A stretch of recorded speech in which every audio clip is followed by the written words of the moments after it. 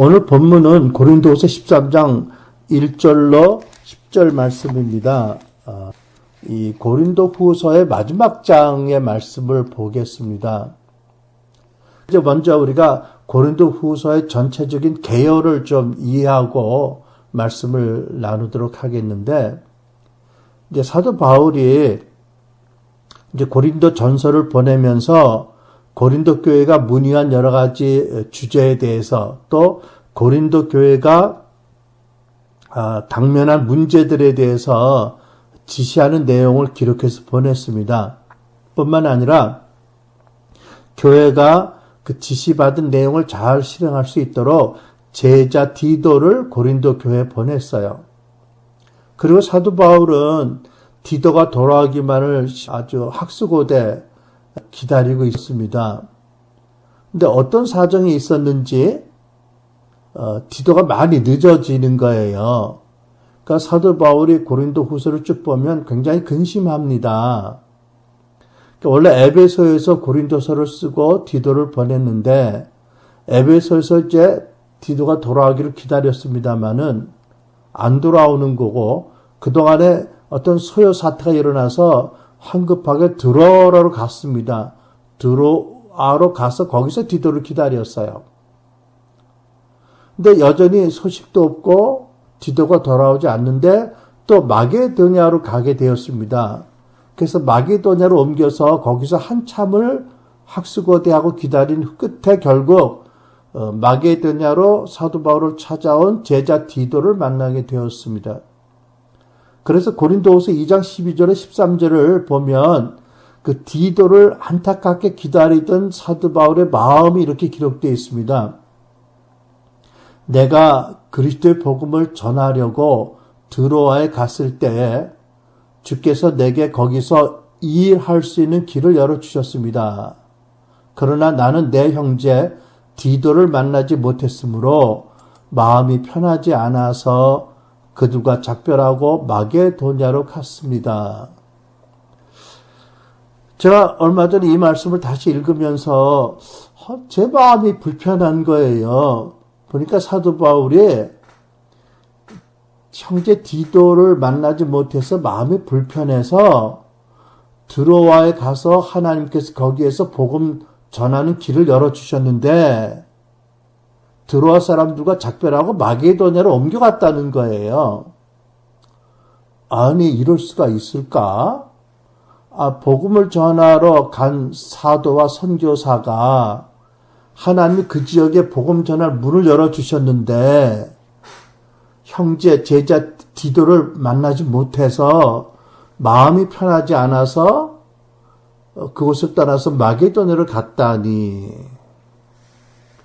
바울이 마음이 편치 않아서 마게도냐를 갔는데 내가 그 글을 읽으면서 내 마음이 불편한 거예요. 내가 감히 바울 때문에 마음이 불편한 게 말이 되겠습니까? 아마는 솔직히 마음은 그랬어요. 그럴 수 있을까?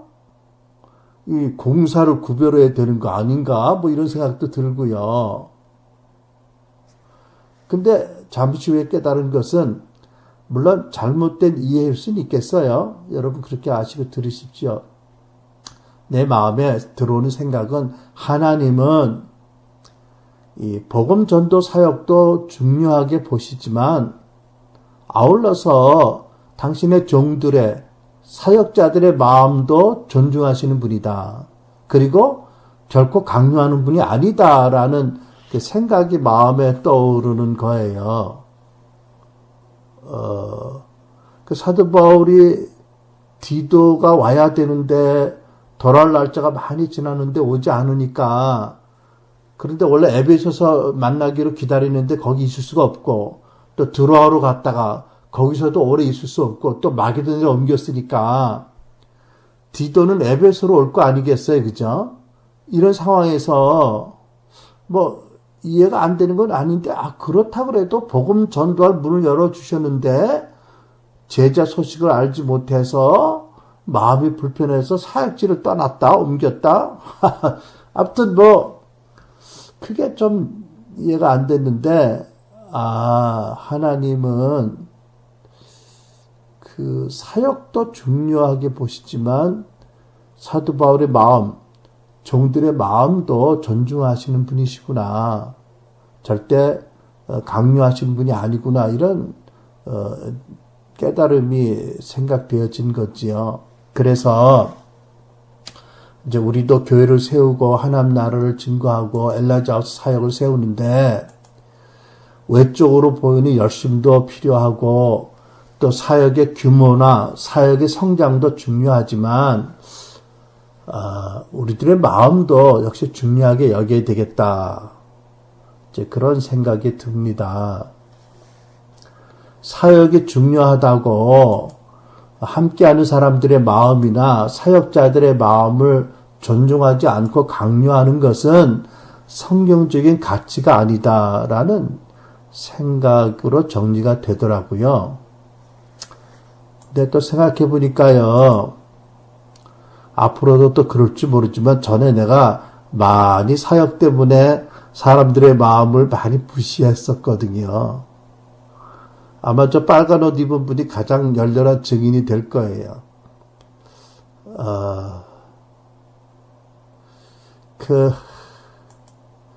또 한 가지 이런 생각이 들어요. 야, 이거는 확실히 오랜 옛날 얘기다, 이거는. 이 사도 바울의 이 입장은. 이게 2000년 일이니까 이렇지. 요즘은 전혀 세상이 다르다는 생각도 드는 거예요. 여러분 생각해 보세요. 국제 전화가 있으면 되잖아요. 바울 사도님, 제가 지금 어떤 일이 있어서 원래 2월 말까지 가는데요. 아무래도 한 4월 달엔 돼야 될까요? 전화 한마디만 해도 되고요. 또 사도 바울이 듣기를 원하는 말이 뭔지 모르지만 그거 소식만 전해도 되는데 팩스 있으면 한 장 써서 보내면 되잖아요. 그죠? 이메일 따다다다 쳐서 탁 보내면 1초면 가잖아요. 그죠? 화상전화? 근데 2000년 전에 이런 게 없었네요. 그러니까는 한 번 가면 다시 올 때까지는 깜깜히 기다리고 있을 수밖에 없는 거예요. 그죠? 그러니까 참 옛날 얘기다. 요즘 우리 보세요. 우리가 이렇게 캐나다, 미국, 한국도 여러 곳에 있지만 함께 예배가 되잖아. 그죠? 예배 드리잖아요.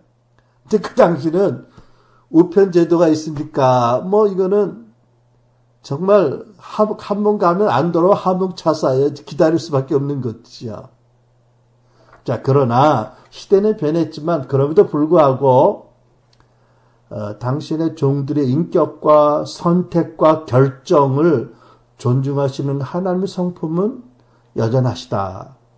자, 이런 생각을 또 해봅니다. 근데 드디어 디도가 찾아서 에베소에 갔겠죠. 거기서 또 드로아에 갔다는 말로 드로아에 갔겠죠. 거기서 또 마게도에 갔다는 말을 듣고 찾아왔겠죠. 그러니까는 디도가 사도 바울을 따라서 찾아오는 것도 한 일주일은 걸렸을 것 같아요. 그죠? 어쨌든 드디어 기다리던 이제 디도를 만납니다. 두 분이 회우를 하는 거예요. 그리고 보고를 듣습니다. 그런데 너무 감사하게도 그 디도가 보고한 내용이 굉장히 긍정적인 거예요. 뭐에 대한 보고예요? 고린도 교회에 갔더니 이런 일들이 있었고 고린도 교회가 이렇습니다. 라는 보고지요. 그러니까 사도 바울이 그 고린도 교회의 근황을 알고 싶어서 고린도 교회를 도우러 간 자기를 대신해서 디도를 그렇게 기다렸던 거예요. 그러니까 생각해보면 물론 제자, 동역자, 형제 디도를 사랑하는 마음도 있었겠지만 사도 바울이 그렇게 안타깝게 그렇게 근심하며 기다린 것은 과연 교회가 얼마나 영적 전쟁 현장 가운데 바로 서 있는지 성도들이 어떻게 지내고 있는지 이것이 그렇게 듣고 싶었던 소식이었던 거예요. 근데 다행히도 많이 늦어졌지만 되게 긍정적인 보고를 듣게 되었습니다. 무슨 얘기인가요? 고린도 교회 교인 대다수가 고린도서 전서를 보고 사도 바울의 뜻을 잘 이해를 했고 지시를 단마음으로 받아들였다. 그리고 성심껏 문제를 지도하는 말씀에 따라 고쳐가려고 노력을 하고 있습니다. 또 대부분이 참 사도 바울의 방문을 사모하고 고대하고 기다리고 있습니다. 이런 보고예요. 그러니까 사도 바울이 많이 기뻐하고 감사한 거예요. 근데 오늘 설교 준비하다가 이게 사도 바울하고 나하고 견주면 전혀 안 되는 건데 말이 안 되지만 그래도 사람이니까 이런 생각이 들더라고. 순환을교회 성도들이 나를 그렇게 기다릴까? 안 오면 더 좋겠다고 생각하지 않나? 어떻게 보면 그런 면도 있는 것 같고 자기들끼리 그냥 성령 안에서 더 즐거워하고 더 좋다는 것 같은 내색도 있는데 과연 그런가? 뭐 이런 생각도 듭디다. 그리고 솔직히 여러분 얘기 나온 김에 좀 얘기 좀 합시다. 내가 여러분 마음을 떠보느라고 밴드에도 사진도 올리고 아무리 추석되지만 바빠도 내가 이제 한 달 후에 가지만 내가 이 호수를 그리워할 겁니다. 그랬는데 딱 한 사람 외에는 안 달더라고. 그래서 이분들이 마음이 멀어졌구나 이런 생각을 잠시 하다가 회개했습니다. 내가 가만히 보면 자기들끼리 하면 막 글을 막 달더라고. 답글을. 근데 내가 쓰면 답을 안 달어. 이거 무슨 차별이지? 아니 내가 가면 진짜 물어볼 거야. 이제 한 사람 한 사람 만나서. 아닌가? 치졸한가? 근데 내가 좀 소심한 면이 있어요. 여러분 사실은. 그런데 전체적으로는 긍정적이지만 참 여전히 마음 아픈 소식도 있었어요. 뭐냐 하면 고린도 교회에 사도 바울이 떠난 다음에 슬며시 들어온 지도자들이 있는데 그중에 어떤 사람들은 사도 바울이 사도라는 게 말이 되냐? 바울의 사도적인 권위를 인정을 하지 않고 사도 바울을 다시 우리가 받아들이려면 예루살렘 교회의 사도들의 추천장이 필요하다. 추천서를 받아오라고 하자. 뭐 이런 사람들이 있었어요. 그러니까 사도 바울이 나중에 그렇게 쓰잖아요. 고린도후서에 너희들이 나의 편지가 아니냐 이렇게. 그 사도 바울 보고 베드로의 추천서를 받아와라. 뭐 이러는 사람들이 있는 거예요. 그리고 어떤 사람은 사도 바울의 편지는 힘이 있는데 그런 힘이 있는데 말은 유의부단하고 시원치 않다. 뭐 그렇게 비평하는 사람도 있다고 그러고 말은 힘이 없다. 뭐 이런 사람도 있다고 그러고요. 그리고 자기들은 순전한 이스라엘 정통파다. 뭐 이렇게 주장하고 자랑하는 사람도 있고 그리고 사실 정말 안타까운 현안은 계속되고 있었다는 보고도 있습니다. 뭐냐면, 그 사도 바울이 떠난 다음에 거짓 사도, 거짓 선지자들, 거짓 교사들이 들어와서 천국 복음이 아닌 다른 복음을 전하는 이들이 있었어요.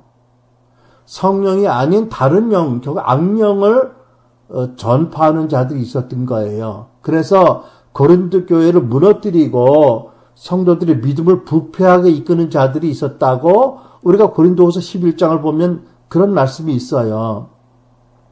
여러분 예수님이 복음이 아닌 다른 복음을 전하면 저주받을 죄라고 말씀했는데 고린도 교회의 어떤 일부 거짓 교사들이 거짓 복음 다른 복음을 전하고 성령이 아니라 악령을 종교 영이겠죠. 종교 영을 전하고 그래서 그렇게 사도 바울이 드로아에 가서 주께서 복음 전할 문을 열어주셨는데도 디도를 만나지 못해서 마음이 너무 불편해서 그래서 다른 데로 옮겼던 거지요. 그러니까 고린도 교회가 엄청난 영적 공격을 받고 있는데 이 영적인 혼돈 가운데서 어떻게 싸우고 있는지 정말로 사도 바울이 아비의 마음으로 또 어미의 마음으로 안타깝게 교회를 걱정했던 거지요. 제가 그런 걸 보면 참 사도는 대단하다, 사도다. 근데 저에게도 그런 그 교회를 향한 마음이 있기를 기도합니다.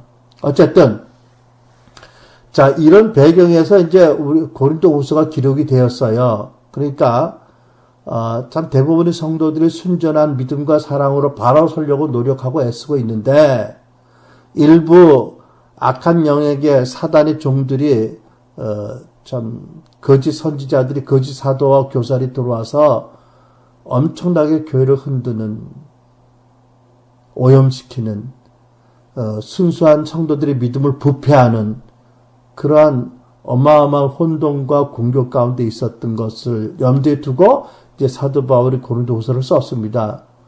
그러니까 또 그런 만큼 고린도후서 우리가 보는 게 뭐냐면 정말 교회를 향한 사도 바울의 진정한 사랑, 그리고 얼마나 복음과 하나님 나라와 교회를 위해서 자기가 희생적으로 섬겼는지에 대한 간증, 증거, 그리고 여전히 그리스도 안에서 승리의 그 믿음과 희망이 잘 이제 고린도후서에 나타나 있는 거지요.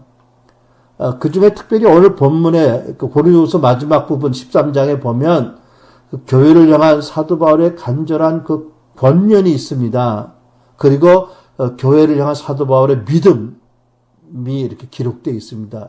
그래서 오늘 여러분 이 고린도서 13장의 본문을 보면서 교회를 향한 사도 바울의 권면이 무엇이고 교회에 대한 사도 바울의 믿음이 무엇인지를 우리가 보면서 이 고린도서를 쓰게 하신 하나님의 성령께서 우리에게 주시는 음성을 같이 듣기를 원합니다. 자, 이제 이런 기초적인 이해를 바탕을 가지고 오늘의 본문의 말씀을 함께 봉독하겠습니다. 고린도전서 13장 1절로 10절 말씀을 제가 봉독하겠습니다. 1절. 내가 이제 세 번째로 여러분을 방문하려고 합니다. 모든 사안은 두세 증인의 증언을 근거로 확정될 것입니다. 내가 두 번째 방문했을 때 전에 죄를 지은 사람들과 다른 모든 사람들에게 이미 말했던 것처럼 지금 내가 떠나 있으나 미리 말해둡니다. 내가 다시 가면 그들을 그냥 두지 않겠습니다. 왜냐하면 여러분이 그리스도께서 내 안에서 말씀하신다는 증거를 요구하기 때문입니다. 사도 바울의 사도성을 부인한다는 말씀이죠. 그리스도는 여러분에 대해 약하시지 않고 도리어 여러분 가운데 강하십니다. 그리스도는 약한 가운데 십자가에 못 박히셨으나 하나님의 능력으로 살아나셨기 때문입니다. 우리도 그 안에서 약하나 여러분의 일에 대해 하나님의 능력으로 그분과 함께 살 것입니다. 여러분이 믿음 가운데 있는지 여러분 자신을 살피고 계속해서 시험해 보십시오. 예수 그리스도께서 여러분 안에 계심을 스스로 알지 못합니까? 그렇지 않으면 여러분은 하나님께 인정받지 못한 사람들입니다. 나는 여러분이 우리가 하나님께 인정받지 못한 사람들이 아니라는 것을 알기 바랍니다. 우리는 여러분이 아무 악한 일도 행치 않기를 기도합니다. 이는 우리가 하나님께 인정받는 사람들임을 나타내려는 것이 아니라 비록 우리가 하나님께 인정받지 못한 사람들처럼 보일지라도 여러분으로 하여금 선을 행하게 하려는 것입니다. 우리는 진리를 대적해 아무것도 할 수 없고 오직 진리를 위해서만 무언가를 할 수 있습니다. 우리가 약할지라도 여러분이 강하다면 우리는 기쁩니다. 우리가 여러분을 위해 기도하는 것은 여러분이 온전하게 되는 것입니다. 그러므로 내가 떠나 있는 동안 이것을 쓰는 것은 내가 갔을 때에 주께서 내게 주신 권세를 따라 여러분을 엄하게 대하지 않기 위함입니다. 이 권세는 여러분을 세우기 위한 것이지 무너뜨리기 위한 것이 아닙니다. 마지막으로 형제들이여 기뻐하십시오. 온전하게 되기를 힘쓰십시오. 서로 격려하십시오. 같은 마음을 품으십시오. 화평하십시오. 그러면 사랑과 평강의 하나님께서 여러분과 함께 하실 것입니다.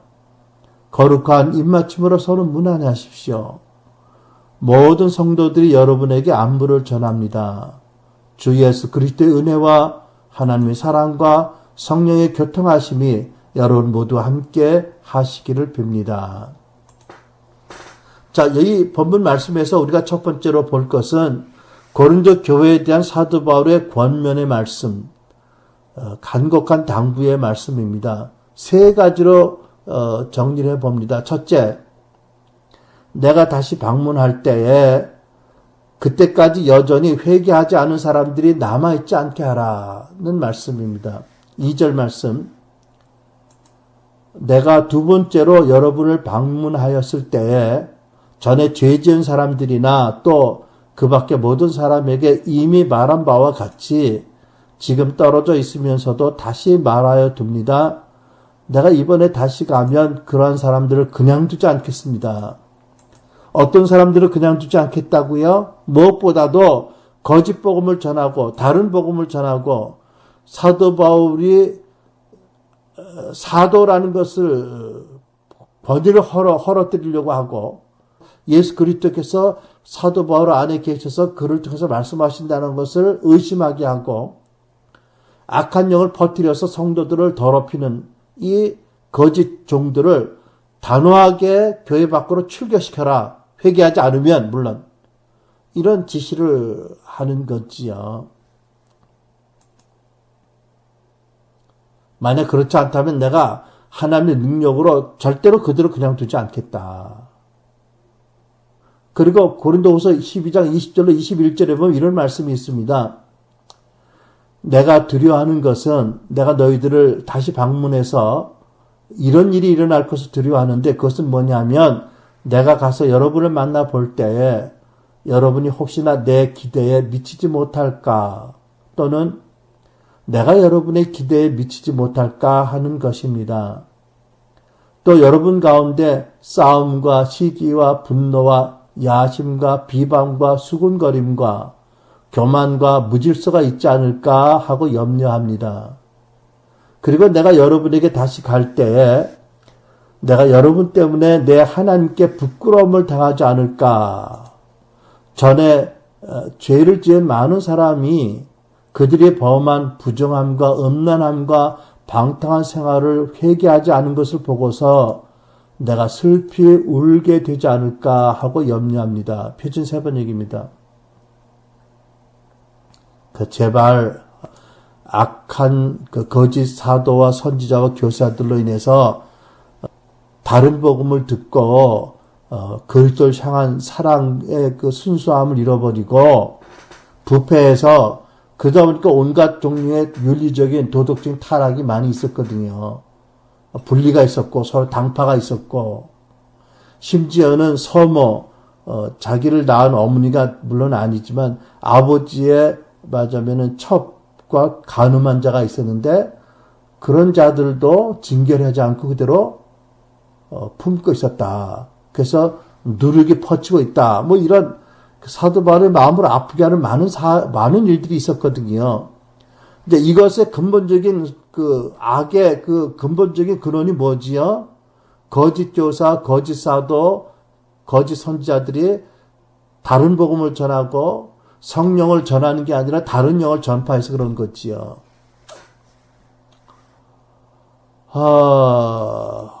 퀘스천은 물론 우리 교회는 그렇지 않습니다. 확실하지만 2000년 전에 고린도 교회나 갈라디아 교회에서만 이런 일이 있었고 신학이 잘 정립된 현대 교회에는 이런 일이 없을까? 글쎄요. 하나님의 거룩하심과 우리를 존중하심도 변함이 없지만 사단의 부패하고 악한 성격도 변하지 않는다면 방심할 수는 없는 일이다. 두려워하진 않아야 되겠지만 그렇게 믿습니다. 자, 그래서 사도 바울이 첫 번째 간절한 권면이 뭐냐면 내가 다시 교회를 방문할 때 이 악한 자들과 그들에게 이끌려서 죄를 짓고 회개하지 않는 자들이 있다면 그런 자들이 있지 않게 하라. 회개하지 않으면 악한 자들, 지도자를 출교시키고 회개하지 않는 그런 도덕적으로 타락한 자들은 회개하도록 서로 권면하고 서로 동일시에게 기도하고 그렇게 하라 하고 간절히 권면하는 거예요. 자, 그래서 이어서 두 번째로 그렇기 때문에 사랑하는 성도들아, 너희들이 서로 분리하지 말고 죄를 지는 사람을 놓고 판단하고 비방하고 또는 성화되지 않은 사랑으로 품고 이러면서 나눠지지 말고 한 마음을 품고 서로 격려하고 서로 무난하고 화평하게 지내라고 당부합니다. 악한 영이 들어오고 거짓된 복음이 들어오면 분리가 있는 거잖아요. 그죠? 타락이 있고 윤리적인 타락이 있고 그러다 보면 교회가 당파로 나눠지는 거지요. 의로운 자와 불의한 자. 근데 사실은 그렇게 의로운 자, 불의한 자로 나눌 수는 없는 거잖아요. 그죠?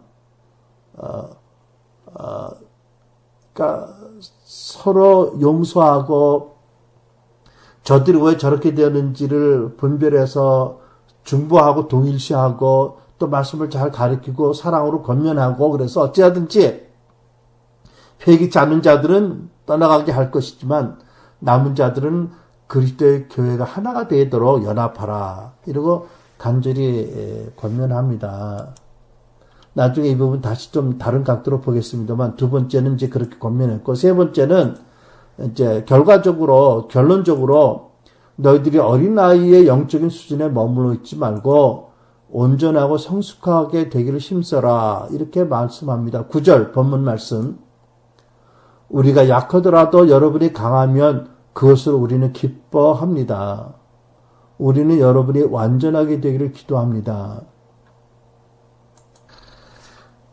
우리는 놀라운 하나님의 은혜로 구원받았습니다. 그러나 하나님의 은혜로 구원받고 거듭난 것은 그것으로 완전한 것이 아니고 새 생명을 받고 하나님과의 관계 안에서 그리스도를 닮아서 우리의 삶의 스타일과 삶의 목적과 가치관과 모든 것이 새로운 피조물로 성장하도록 출발한 것이잖아요. 그죠?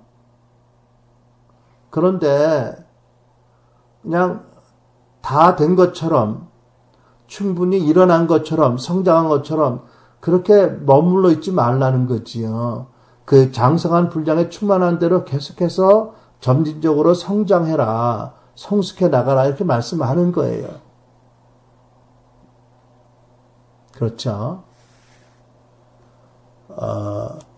근데 이제 이 말씀을 이해하려면 우리가 고린도전서 3장의 말씀을 봐야 되는데 고린도전서 3장 1절과 3절을 보면 사도 바울이요. 저 하나님의 많은 은혜를 받은 고린도 교회인데도 불구하고 책망을 합니다. 뭐라고 책망했지요? 같이 제가 읽겠습니다. 고린도서 3장 1절로 3절. 형제 자매 여러분, 나는 영에 속한 사람들에게 성령에 속한 사람들에게 말하듯이 여러분에게 할 수 없어서 육에 속한 사람 곧 그리스도 안에서 어린아이와 같은 사람에게 말하듯이 하였습니다. 내가 너희들을 첫 번째 찾아갔을 때, 두 번째 찾아갔을 때 너희들 영적으로 장성한 자가 아니어서 그리스도 안에 어린아이 같은 수준으로 내가 알았기에 그렇게 말했다. 나는 여러분에게 젖을 먹였을 뿐 단단한 음식을 먹이지 않았습니다. 그때는 여러분이 단단한 음식을 감당할 수 없었습니다. 사실 지금도 여러분은 그것을 감당할 수 없습니다. 여러분은 아직도 육에 속한 사람들입니다. 여러분 가운데 시기와 싸움이 있으니 여러분은 육에 속한 사람이고 인간의 방식대로 살고 있는 것이 아닙니까? 어떤 사람은 나는 바울파다 하고 또 다른 사람은 나는 아볼로파다 한다면 여러분이 육에 속한 사람이 아니고 무엇이겠습니까? 예, 저 우스운 얘기가 슬픈 얘기가 고린도 교회가 고린도 전서를 받을 때만 해도 여러 파가 있었어요. 나는 바울파다. 나는 베드로파다. 아니 나는 아볼로파다. 심지어 나는 예수 그리스도파가 또 따로 있어요. 그러니까 사도 바울이 너희는 어린애다. 어린애가 아니라면 어떻게 그리스도의 교회가 이렇게 나눠질 수 있고, 나는 누구 파다 서로 분리해서 시기하고 싸우느냐. 이건 말도 안 된다라고 통탄해 하시는 거지요.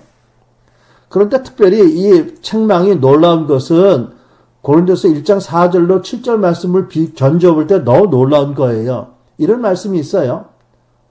나는 그리스도 예수 안에서 여러분이 받은 하나님의 은혜를 생각하고 여러분을 두고 언제나 나의 하나님께 감사를 드립니다. 여러분은 그리스도 안에서 살면서 모든 면에서 곧 온갖 언변과 가르침과 온갖 지식에 풍족하게 되었습니다. 그리스도에 관하여 증언한 것이 가르침과 간증이 여러분 가운데 이렇게 튼튼하게 자리 잡았습니다. 그러므로 여러분은 어떠한 은혜의 선물, 은사에도 부족함이 없이 우리 주 예수 그리스도의 나타나심을 기다리고 있습니다. 여러분 보세요. 말씀의 가르침도 풍성하고 간증도 풍성하고 전도하는 언변도 풍성하고 영적인 지식도 온갖 지식도 풍성하고 은사도 부족이 없고 예수의 재림을 기다리는데 부족이 없대요. 이만하면 대단한 교회 아닙니까, 여러분? 이 시대에 이만한 교회 있을까요? 그런데도 3장에 가면 그러나 너희들이 그리스도의 어린아이라고 책망을 하세요. 자, 여러분 여기서 우리가 뭐를 알 수 있을까요? 교회에 좋은 설교 가르침이 있고 또 교인들에게 영적인 지식이 많고 여러 가지 코스도 하고 여러 가지 배우는 게 많고 심지어 영적인 은사가 풍성하더라도 성도들이 연합하지 못하고 분리되고 시기하고 다투면 결코 성숙한 게 아니다. 이것은 정말 어린아이다. 이것은 정말 책망받은 수준이고 이것은 정말 회개해야 될 교회다. 이제 이런 갈등이 있었기 때문에 거짓 선지자들이, 거짓 사도들이 다른 복음을 가지고 들어오고 성령이 아닌 다른 영을 퍼뜨리게 되는 이 죄악의 씨가 있었다라는 말씀을 우리가 상황을 알 수가 있게 되겠죠. 그죠? 그러니까 여러분, 우리가 요즘 속사람의 변화와 상황과 가르침을 통해서 자주 보는 말씀이죠. 히브리 12장 14절 말씀. 모든 사람과 더불어 화평함과 거룩함을 따르라. 이것이 없이는 아무도 주를 보지 못하리라. 우리는 그동안에 수직적으로 하나님과 관계에서 헌신과 봉사와 헌금과 많은 기도와 열심히 있는 섬김과 성경 공부, 열심히 있는 기도, 이렇게 수직적인 관계에서 하나님과 관계의 모든 기준과 가치를 삼았는데 11에서 12장 14절을 보면 수평적인 이웃과의 관계에서 화평함과 거룩함이 없으면 아무리 무엇을 열심히 하더라도 하나님을 계신 대로 보고 하나님을 인격적으로 경험하고 닮아가지 못한다. 관계가 너무나 중요하다. 여러분, 그러니까 우리 기독교가 십자가의 종교입니다. 그죠? 수직적으로 하나님과 나 사이에서 걸림돌이 없고 하나님과 나 사이의 교제와의 대로가, 계시의 대로가, 교통의 대로가 연결되지만 동시에 수평적으로 우리 가족과 이웃들과 교회 형제 자매와 우리 지역사회 이웃들과 더불어 좋은 관계를 가지고 화평함을 가져야 된다. 이 수직, 수평 두 군데서 한 군데만 막혀도 살아계신 하나님을 인격적으로 경험하고 보고 닮아가지 못한다. 그래서 수직적인 관계, 수평적인 관계가 같이 중요하다. 이렇게 말할 수 있어요. 수직적으로 나와 하나님과 관계가 아름답다면 반드시 수평적으로 나와 이웃의 관계도 그만큼 건강하고 아름다운 것이 되어야 된다. 뭐라고 아무리 많이 성경을 알고 아무리 많은 신학을 하고 아무리 많은 은사가 있고 산을 움직일 만한 믿음이 있고 아무리 선지자적인 능력 있는 예언을 하더라도 관계 가운데서 바르지 못하면 그것은 은사일 뿐이지 하나님의 은혜를 주신 것 뿐이지 그 사람 자체가 성숙한 것은 믿음이 성숙한 것은 믿음의 인격이 성숙한 것은 예수를 닮아가는 것은 아니다라는 것을 분명히 알아야 됩니다, 여러분. 저는요, 사도 바울은 전화도 없고 인터넷도 없고 팩스도 없고 이렇게 화상 시스템도 없는 시대에 살면서 고린도 교회에 대해서 그렇게 끌탕하고 그렇게 안타까워하고 그렇게 디도가 어떤 소식을 가져오는지 기다렸는데 저희들은 원하기만 하면 얼마든지 국제전화, 화상통화, 카카오톡, 밴드, 갖가지가 있잖아요. 그죠?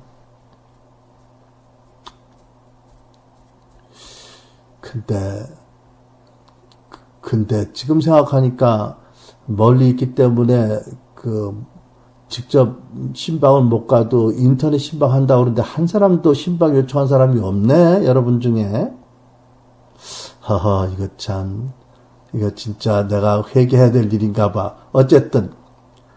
그런데 어쨌든 간에 우리 교회 성도 여러분들을 내가 지난 한 달도 보지만 우리 성도 여러분들이 서로 존중함이 있는 것은 내가 확실히 믿어요. 우리가 서로 다 완전하지 못하지만 우리가 가족 같은 교회라서 우리가 비교적 서로 잘 아는 편이지만 그럼에도 불구하고 판단하지 않고 낙심하지 않고 정죄하지 않고 서로 존중함이 있다라는 것은 내가 정말 자랑스럽게 여깁니다. 좀 감사하게 여깁니다. 근데 만약에 우리가 어쩔 수 없이 1년의 절반 이상을 카나다에 살아야 되는데 여러분 곁을 떠나 살아야 되는데 만약에 우리 순환교회 가운데 분리와 다툼이 있다면 나는 사도 바울의 신도 들을 만한 자격도 없는 사람이고 나는 감당 못할 것 같아요. 제발 여러분 서로 존중하고 화평하기를 힘쓰고 격려하고 거룩한 입맞춤을 하고 동성끼리 그리고 화평하신 교회가 되시기 바랍니다. 자, 사도 바울은 그렇게 간절히 기도합니다. 정말 고린도 교회가 은혜도 많고 정말 참 넘치는 지식과 은사가 있었지만 정말 동시에 어마어마한 공격이 있었거든요. 보세요, 여러분.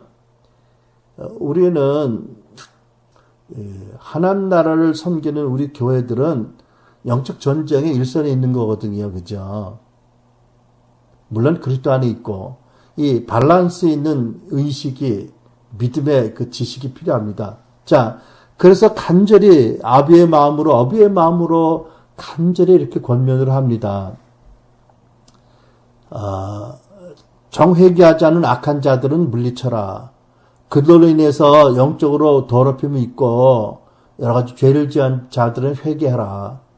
그리고 성도 여러분들은 서로 격려하고 권면하고 중보해서 한 사람도 회개하지 않는 사람이 있어서 내가 갈 때 슬퍼하고 그 사람들 책망하지 않도록 하라.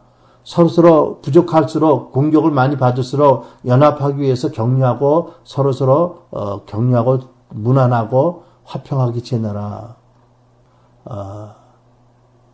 그렇게 간절히 기도합니다. 권면하지요. 그리고 제발 은사가 많다고 영적 지식이 많다고 감사할 망정 교만하지 말고 계속해서 그리스도를 닮아가도록 성품적으로 인격적으로 사역적으로 계속해서 닮아가는 데에 포기하지 말고 중단하지 말고 정진해라. 이렇게 기도하고 권면합니다. 이것은 저에게 주시는 하나님의 권면이고 또 여러분에게 주시는 권면이고 또 우리 공동체에 주시는 권면이라고 믿습니다. 이것을 기록한 분이 사도 바울의 개인이 아니라 하나님이시기 때문에 그 하나님의 말씀이 오늘도 우리에게 이렇게 권면하는 줄 믿습니다. 자, 이제 두 번째로 그럼에도 불구하고 사도 바울이 고린도 교회 성도들에게 가지고 있는 믿음이 있습니다. 신뢰가 있어요. 그것을 이제 본문에서 쓰고 있습니다. 첫째, 어떤 사도 바울이 그 교회 성도들의 믿음이 있지요? 부활하신 예수 그리스도가 여러분 마음 안에 계십니다. 이 믿음을 가지고 있어요. 여러분 놀랍지 않으세요? 부족이 있고 연약이 있고 어려움이 있어도 그럼에도 불구하고 성도들아 너희들이 이것을 믿어라. 나는 이것을 확실히 믿는다. 부활하신 예수 그리스도가 아버지 보좌 우편에 앉아 계실 뿐만 아니라 지금 현재적으로 너희들 안에 마음 안에 계신다. 라는 믿음을 가지고 이 진리를 천명합니다. 본문 5절로 7절입니다. 여러분이 믿음 가운데 있는지 여러분 자신을 살피고 계속해서 시험해 보십시오. 예수 그리스도께서 여러분 안에 계심을 스스로 알지 못합니까? 그렇지 않으면 여러분은 하나님께 인정받지 못한 사람들입니다. 나는 여러분이 우리가 하나님께 인정받지 못한 사람들이 아니라는 것을 알기 바랍니다. 우리는 여러분이 아무 악한 일도 행치 않기를 기도합니다. 이는 우리가 하나님께 인정받는 사람들임을 나타내려는 것이 아니라 비록 우리가 하나님께 인정받지 못한 사람들처럼 보일지라도 여러분으로 하여금 선을 행하게 하려는 것입니다. 자, 여러분 묻습니다. 여러분은 예수 그리스도가 물론 성령님이 여러분 마음 안에 계셔요. 하지만 이 편지에서 사도 바울이 분명하게 기록합니다. 예수 그리스도가 여러분 안에 계신 것을 스스로 압니까? 여러분 자신을 살피고 계속 시험해 보십시오. 예수님이 여러분 안에 계시다는 이 진리를. 만약 이것을 못 믿으면 여러분은 하나님께 인정받지 못한 사람이 됩니다. 여러분 어떠세요? 십자가에서 죽으시고 부활하신 예수 그리스도가 이제 시공간을 초월하신 하나님의 그 신성과 거룩과 영광을 완전히 이제 나타내셔서 동시에 아버지 보좌 앞에 계시지만 우리 마음 안에 계신다. 사도 바울이 이것을 믿습니다. 이것은 사도 바울 믿음이 아니라 사실 하나님의 믿음입니다. 이것은 진리 있죠. 그죠? 여러분, 하나님의 아들 영원하신 하나님 나라 왕, 구주 왕이신 예수님이 내 안에 계신다라는 이 진리는 우리들의 존재 전체를 뒤바꾸는 아주 혁명적으로 달라지게 하는 진리입니다. 그렇죠? 여러분과 나의 존재감, 가치감, 정체성을 아주 혁명적으로 변화시킵니다. 요즘 한국 신문이 꽤 재미있어요. 특히 정치면이요. 요즘 그 집권 여당 대표님께서 그 많은 비난과 고통을 감수하고 금식하시더라고요. 근데 그분 옆에 성경책이 있는 걸 보고 깜짝 놀랐어요. 반갑기도 하고요. 그분이 성경책을 펴놨더라고. 나 그분이 형제인지 몰랐는데 어쨌든 근데 이분이 왜 금식하는지에 대해서 많은 평론가들이 얘기를 하는데 우리는 정치를 모르는 사람이지만 한 가지 확실히 아는 것은 이분이 박근혜 대통령에게 특별히 인정받는 사람이에요. 아까 사도 바울이 그러잖아. 여러분들이 보기에 우리가 하나님께 인정 못 받는 사람들처럼 보입니까? 혹시 그럴지라도 나는 여러분들을 위해서 여러분들이 선언한 대로 기도합니다. 근데 사도 바울이 또 썼잖아요. 여러분들은 예수를 믿을 뿐 아니라 하나님을 믿을 뿐 아니라 또 하나님께 알려진 사람입니다. 그런데 그 대표님은 박근혜 대통령에게 특별히 인정받는 사람인 건 확실한 것 같아요. 그리고 이분은 특별히 박근혜 대통령을 사랑하는 분이세요. 그러니까는 그 많은 고통과 어려움과 비난과 조롱과 반대가 있으면서도 힘들게 금식하시더라고요. 대통령에 특별히 인정받는 분이고 정말 대통령 누구보다 사랑하기 때문에 내가 보기에 그 이유 하나 때문에 금식을 그렇게 힘들게 하시더라고요. 여러분 우리는 어때요? 우리 하나님의 어마어마한 사랑받는 자들이잖아요. 어떤 사랑? 우리 같이 보잘것없는 죄인들을 위해서 하나님의 아들을 우리 대신 십자가 못 박기까지 우리를 사랑하셨잖아요. 그죠? 여러분 때때로 우리가 어려울 때 예수님이 찾아오시잖아요. 그죠?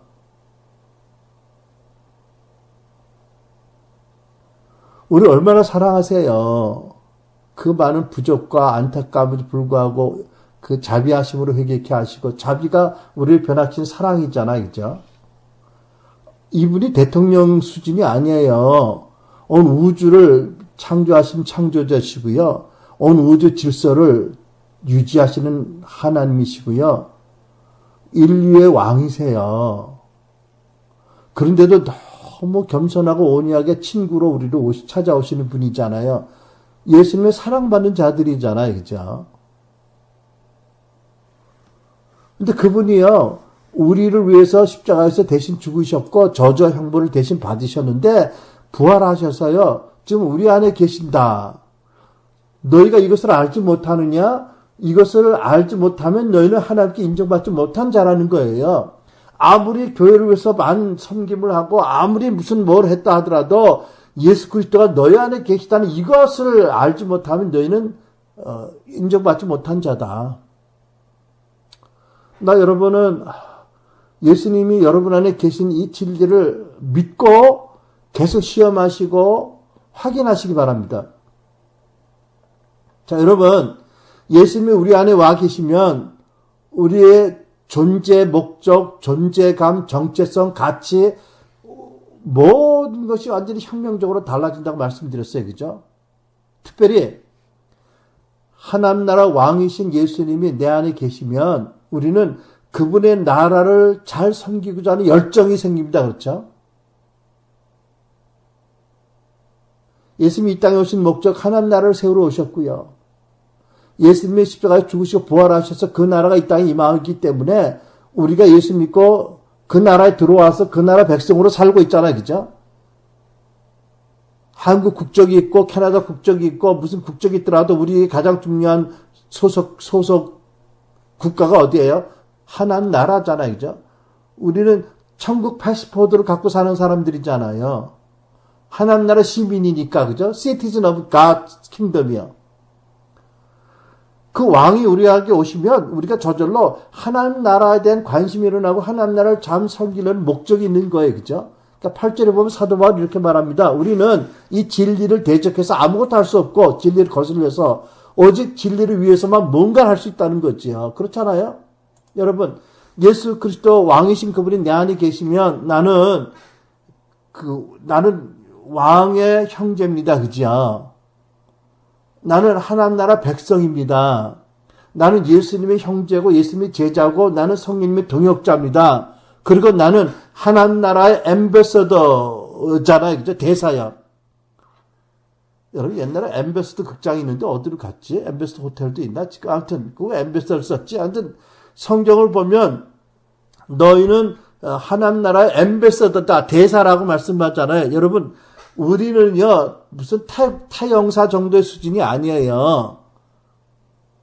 북한의 런던 영사 정도의 수준이 아니고, 우리는 천국의 이 세상 대사들이잖아. 여러분, 믿으세요? 그래서 여러분, 우리가 하나님 나라 백성이고 예수님 내 안에 계시기 때문에 예수님이 성령을 통해서 다스리는 그 나라의 통치를 마지못해서가 아니라 억지로가 아니라 그냥 그 사랑의 감격으로 잘 섬기려는 그런 목적을 갖게 되잖아요. 그러니까 여러분과 내가 살아가는 목적이 뭐예요? 예수님이 왕이신 그 나라를 섬기는 게 우리 목적이에요. 마태복음 6장 33절 그러즉 너희는 먼저 그의 나라 하나님 나라와 그 의를 구하라. 그러면 이 모든 것을 너에게 더하시리라. 자, 여러분 보세요. 우리 성도들 가운데 독신들이 있어요. 그죠?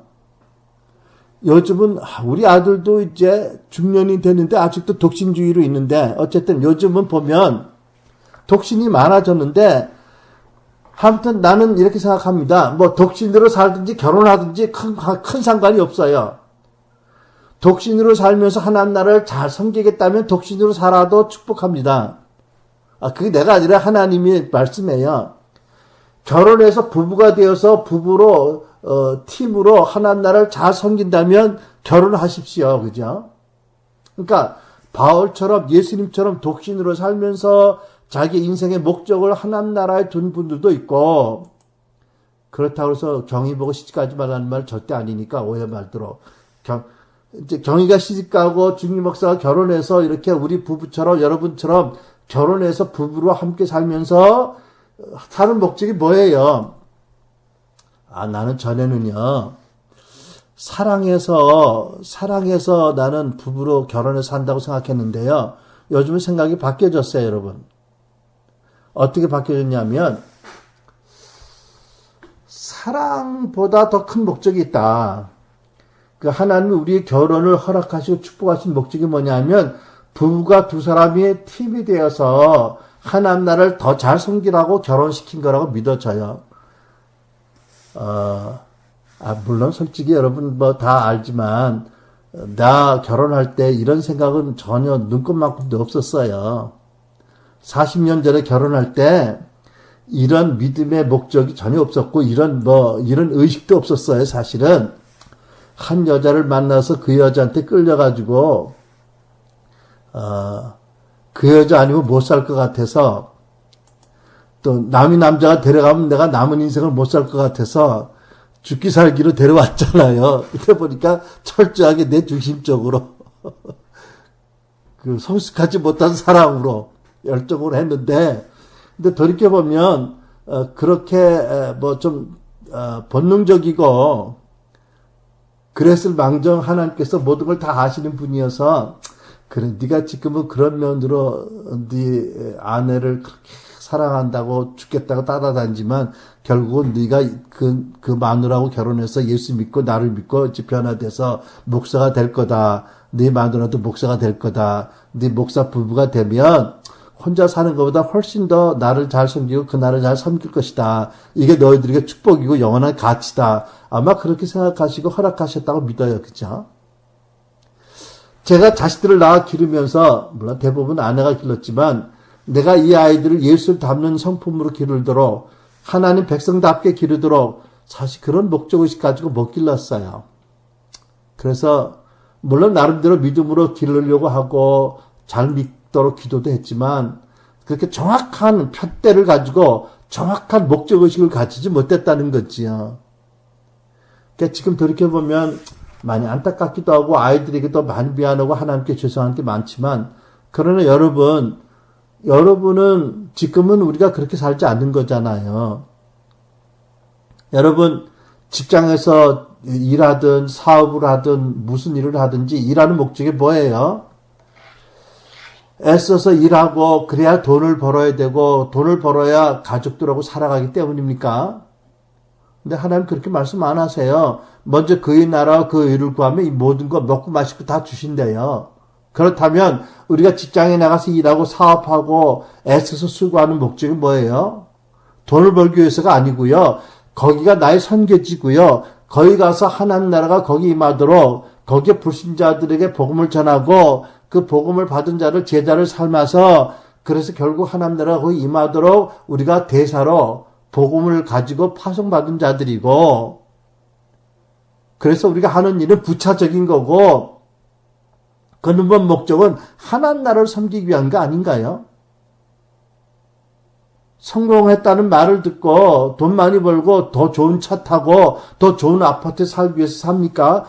그런 목적으로 살아간다면 우리 사실 안타까운 존재들이죠. 고린도후서 5장 19절 20절, 하나님께서 사람들의 죄가를 따지지 않으시고 우리의 죄가를 우리에게 따져 묻지 않으시기로 결정하시고 화해의 말씀 복음을 우리에게 맡겨주심으로 세상을 그리스도 안에서 자기와 화해하게 하신 것입니다. 그러므로 우리는 그리스도의 사절입니다. 사절이라는 게 옛날 표현이죠. 대사들입니다. 자, 여러분과 나는 하나님 나라의 대사입니다. 어디로 파송받았습니까? 수지로, 진해로, 우리 직장으로 파송받은 대사들이죠. 하나님 나라의 대사들입니다. 그렇죠? 하나님 나라의 대사라는 신분을 가지고 복음을 가지고 지상대명을 따라서 사단이 다스리는 세상에 나가서 하나님의 대사로 사는 것이, 천국의 대사로 사는 것이 우리의 상해다. 자, 그러면 우리가 직장에 나가든 내가 세운 뭐 회사에 나가든 어떻든 그것이 이렇게 온실같이 안전한 것은 아닙니다. 그렇죠? 세상은 아직도 사단의 권세가 효과적으로 다스리는 영역이 많이 있습니다.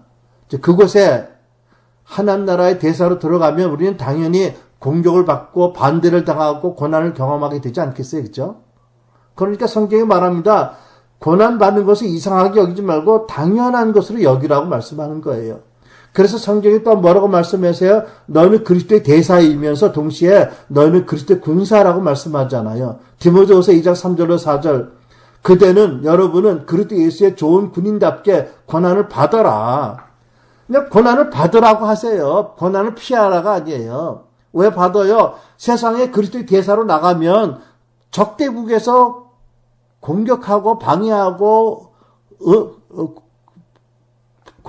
고난을 주지 않겠느냐. 그런데 군 복무하는 사람은 그리스도의 군인은 아무도 자기 사사로운 일에 얽매이지 않는다. 이는 자기를 군인으로 불러 모은 그분을 기쁘게 하기 위한 것이다. 여러분 보세요. 여러분이 대사이기 때문에 내가 하나님 나라의 대사이기 때문에 우리가 하나님 나라 천국의 대사라는 정체성을 가지고 그런 믿음의 정체성을 가지고 살아가면 모든 필요한 것을 하나님 더하시겠다고 약속하셨고요. 동시에 하나님이 경고하십니다. 너희들이 고난을 받을 것이다. 그러나 고난 받는다고 뒤로 물러서지 말아라. 군인이 고난 받는다고 뒤로 물러서거나 군인이 자기의 사사로운 일에 얽매이겠느냐? 군인은 사령관을 기쁘게 하기 위해서 헌신하는 자가 아니냐? 여러분 그리스도 신부이고 하나님의 아들과 딸이고 예수님의 제자고 성령의 동역자지만 우리가 교회를 모였다가 흩어지면 적대국가의 대사로 나가는 거지요. 적대국가의 군사로 파송되는 거지요. 당연히 반대와 고난이 있을 수 있다. 그러나 내 마음에 내 안에 예수님이 계신다라는 이 믿음으로 나가야 되는 거지요. 그리고 우리가 하나님의 나라를 위해서 예수님 때문에 고난받으면 뭐라고 말씀하세요? 하나님께서 사도 바울을 통해서 네가 고난받으면 나에게 엄청난 위로를 받을 거라고 말씀하세요. 우리가 하나님의 위로를 받으면 그것이 하나님을 경험하는 게 되는 거예요. 고린도후서 1장 5절 그리스도의 고난이 우리에게 넘친 것 같이 사도 바울에게 넘쳤어요. 그 팀에게 선교팀에게 우리가 받는 위로도 넘친다. 보세요. 우리가 하나님을 경험하는 것은 어떻게 경험하여? 우리가 그리스도를 위해서 고난받을 때 그리고 하나님 위로를 받을 때 우리는 살아계신 하나님의 경험을 하게 되는 거지요. 하나님의 살아가심을 경험하지 않는 건 뭔지 아세요? 고난받지 않아서 자꾸 뒤로 물러나서 그리스도의 대사라는 정체성을 부인하기 때문에 그리스도의 군사라는 정체성을 부인하기 때문에 남 보기에 자기 보기에는 편안한 것 같지만 그것은 군인의 삶이 아니다. 일국의 대사가 다른 나라에 가서 본국의 훈령대로 안 살면 그게 무슨 대사예요. 그죠? 여러분 기억나세요? 2차 세계대전이 일어났을 때 일본이 진주만 공격을 먼저 했는데 이 전신 연락이 늦어가지고 워싱턴 일본 대사가 자기 나라 군대가 그 펄하버를 침공했는지 모르고 그 살기등등한 그 외무성에 가서 선전포고문을 읽잖아요. 제가 얼마 전에 신문을 보니까 북한의 육자회담의 대표가 김계관이라는 사람이 있었는데 미국의 그 육자회담의 관계자들이 이 사람을 존중하는 태도가 있대요. 왜냐하면 이치가 맞든 말이 되든 안 되든 억지가 되든 하여튼 자기 나라 유익을 위해서는 철면피같이 모든 걸 다 접어버리고 그러고 그냥 때를 쓴다는 거예요. 그러니까 이거 미친 사람 아니야 이러고 욕을 하다가도 저 사람이 자기 나라의 유익을 위해서 저러는 걸 보면 아무리 원수지만 그거만큼은 존중하게 된다는 거더라고요. 우리는 어떤가요? 그죠?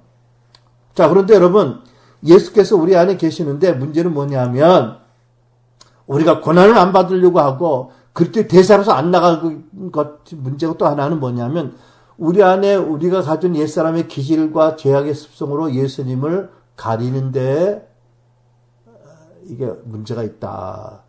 여러분, 우리가, 그래서 이제 속사람의 변화와 성화도 하지만, 이런 부분에서 우리가 다시 한번 자각을 해야 되겠습니다. 여러분, 우리가 사는 목적은 내가 성공하고 자식들이 잘 되는 게 아닙니다. 그것은 영원한 나라의 영원한 그 내세 차원에서 보면 아무것도 아니고 한 점 구름입니다. 흩어질.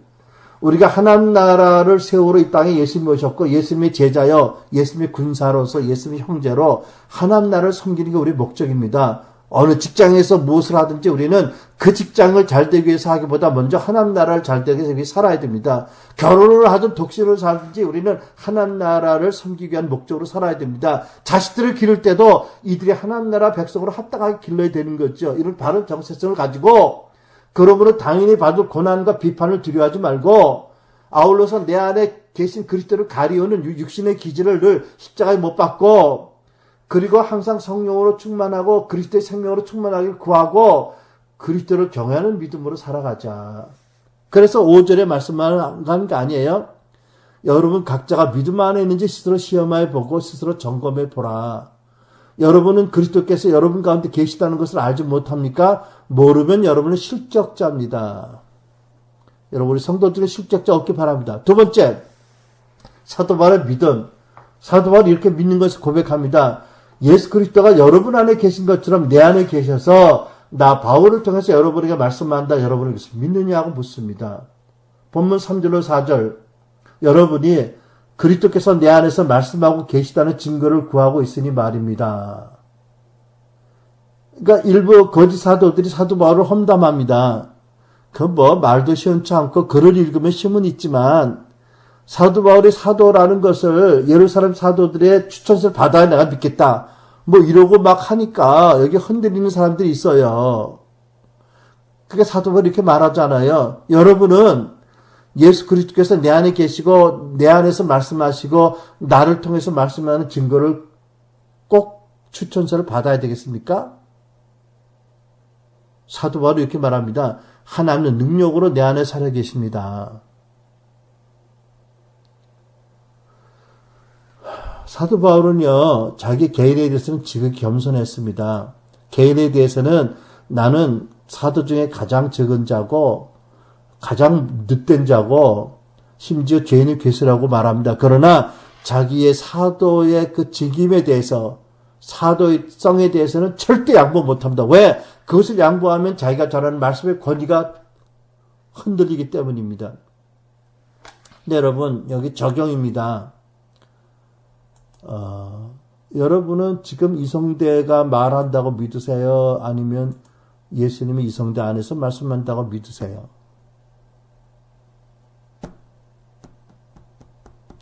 이거 보통 시험이 아닙니다. 지난 한 달 동안 제가 계속 이것 때문에,